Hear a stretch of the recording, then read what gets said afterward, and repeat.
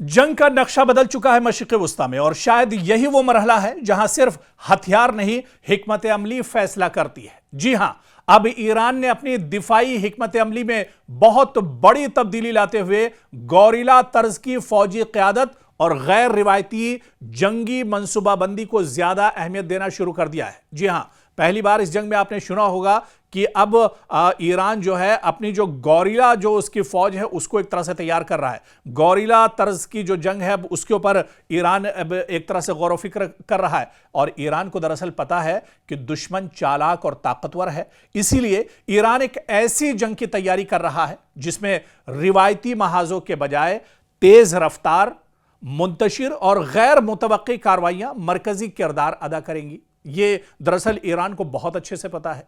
Iran ने अब गौरिला तर्ज की फौजी हिकमत अमली अख्तियार कर ली है। दरअसल जब रिवायती जंग का मैदान बदल जाए तो हिकमत अमली भी बदल दी जाती है। कभी टैंक आगे बढ़ते हैं, कभी जंगी तैयारे फैसला करते हैं और कभी एक ऐसी जंग शुरू होती है जिसमें दुश्मन नजर तो आता है लेकिन पूरी तरह हाथ नहीं आता है। और यही वो अंदाज है जिसे दुनिया गौरिला वॉरफेयर के नाम से जानती है। दरअसल हालिया दिनों में बाज तज्जियाकारों की जानिब से यह दावा किया जाता रहा है कि ईरान ने अपनी दिफाई हिकमत अमली में गौरिला जंग के अनासिर को मजीद नुमाया कर दिया है।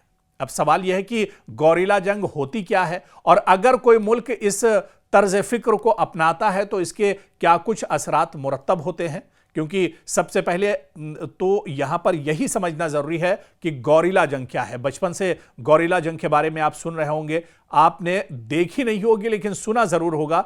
गौरिला जंग से आखिर मुराद क्या है? गौरिला जंग ऐसी अस्करी हिकमत अमली को कहा जाता है जिसमें रिवायती अंदाज में बड़ी फौजों को आमने सामने लाने के बजाय छोटे, तेज रफ्तार और बिखरे हुए यूनिट मुख्तलिफ मकामात पर कार्रवाइयां करते हैं। अचानक ये हमले होते हैं, छोटे छोटे ग्रुप में ये हमले होते हैं। इसमें नकलो हरकत, अचानक हमले, मालूमात का इस्तेमाल और लचक को बहुत ज्यादा अहमियत दी जाती है। और आप देखिए कि अगरचे बाज मीडिया रिपोर्ट्स और तज्जियों में ईरान ने गौरिला फौजी क़यादत उतार दी है, यह भी कहा जा रहा है कि ईरान अब गौरिला जो तर्ज अमल है उस पर अब एक तरह से जंग लड़ रहा है। लेकिन इस दावे की आज़ाद और सरकारी सतह पर अभी तस्दीक एक तरह से नहीं हो पाई है।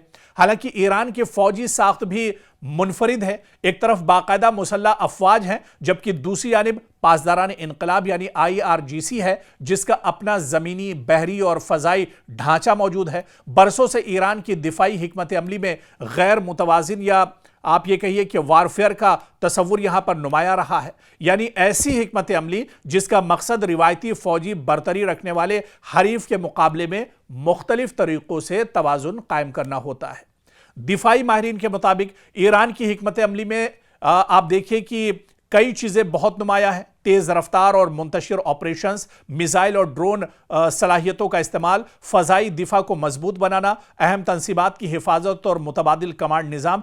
इन तज्जियों के मुताबिक मकसद यह होता है कि किसी भी मुमकिना तनाज़े में, किसी भी सिचुएशन में अपनी दिफाई सलाहियत बरकरार रखी जाए, अगरचे इन तमाम पहलुओं की शिद्दत और नौयत हालात के मुताबिक दरअसल मुख्तलिफ होती है। क्योंकि अमेरिका यह कह रहा था कि वो अपनी फौज को अब अमेरिका में ईरान में जमीन पर उतारेगा और इसी वजह से पहले से ईरान ने यह तैयारी कर ली है कि तुम आओ, तुम्हारे इस्तकबाल के लिए, तुम्हारे वेलकम के लिए हम गौरिला तर्ज अमल तैयार रखे हुए हैं। और ईरान गौरिला जंग में दरअसल बहुत मजबूत माना जाता है। मशरिक़ वुस्ता में हालांकि इससे पहले आप चाहे हमास की बात कर लें, हिजबुल्लाह की बात कर लें, हुसी जंगजुओं की बात कर लें, ये भी दरअसल गौरिला जंग में ये बहुत माहिर होते हैं। और ऐसे ही ईरान के चाहे पासदारान इनकलाब की बात करें या दूसरी जो यूनिट्स हैं ईरान की, वो गौरिला जंग में दरअसल बहुत माहिर होती हैं। छोटे छोटे यूनिट में ये लड़ते हैं, अचानक ये हमला करते हैं, पहले से रेकी करते हैं, पता करते हैं कहां पर दुश्मन छुपा है और उस पर बाज की तरफ से अचानक उन पर यह अटैक किया जाता है और यह आमने सामने की लड़ाई होती है। तो गौरिला जंग के लिए अब ईरान पूरी तरह से तैयार है और ईरान ने यह अलल ऐलान कह दिया है कि अगर हिम्मत है अमेरिका में, अगर हिम्मत है पेंटागन में, तो वो जमीन पर उतर कर आए और आमने सामने की लड़ाई करें।